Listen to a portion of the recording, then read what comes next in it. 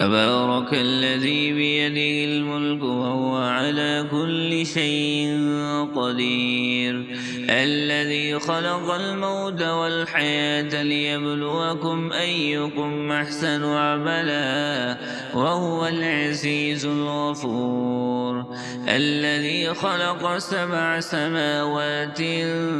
طباقا ما ترى في خلق الرحمن من تفاوت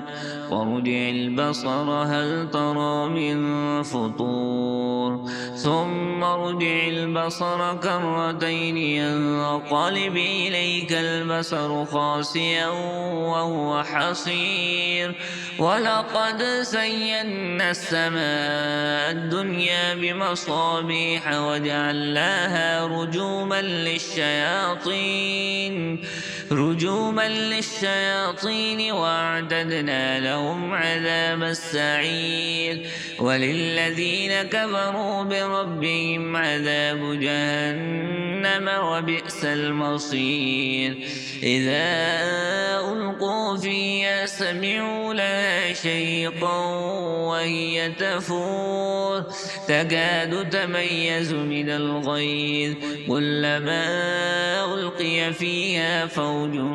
سألهم خزنتها ألم يأتكم نذير قالوا بلى قد جاءنا نذير فكذبنا وقلنا ما نزل الله من شيء إن أنتم إلا في ضلال كبير وقالوا لو كنا نسمع أو نعقل ما كنا في أصحاب السعير فاعترفوا بذنبهم فسحقا لأصحاب السعير إن الذين يخشون ربهم بالغيب لهم مغفرة وأجر كبير وأسروا قولكم أو اجهروا به إنه عليم بذات الصدور ألا يعلم من خلق وهو اللطيف الخبير هو الذي جعل لكم الأرض ذلولا فامشوا في مناكبها وكلوا من رزقه وإليه النشور أأمنتم من في السماء أن يخسف بكم الأرض فإذا هي تمور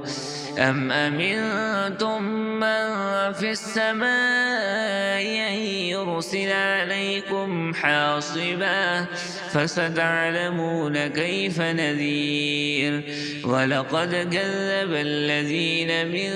قبلهم فكيف كان نكير أولم يروا إلى الطير فوقهم صافات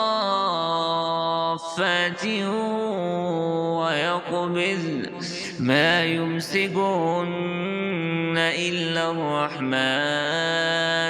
إنه بكل شيء بصير أمن هذا الذي هو جند لكم ينصركم من دون الرحمن إن الكافرون إلا في غرور أمن هذا الذي يرزقكم إن أمسك رزقه بل لجوا في عتو ونفور أفمن يمشي مكبا على وجهه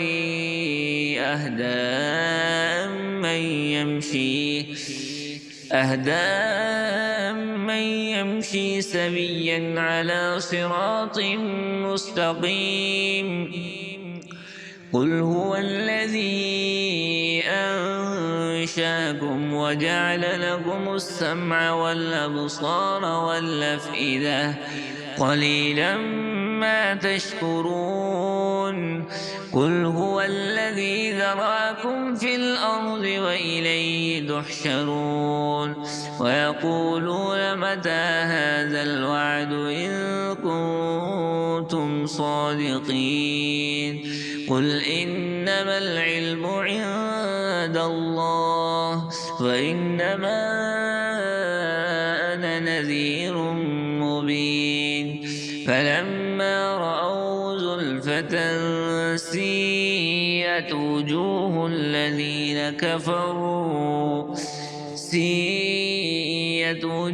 الذين كفروا وقيل هذا الذي كنتم به تدعون قل أرأيتم إن أهلكني الله ومن معي أو رحمنا فمن يجير الكافرين من عذاب أليم قل هو الرحمن آمنا به وعليه توكلنا فستعلمون من هو في ضلال مبين قل أرأيتم إن أصبح ماؤكم غورا فمن يأتيكم بماء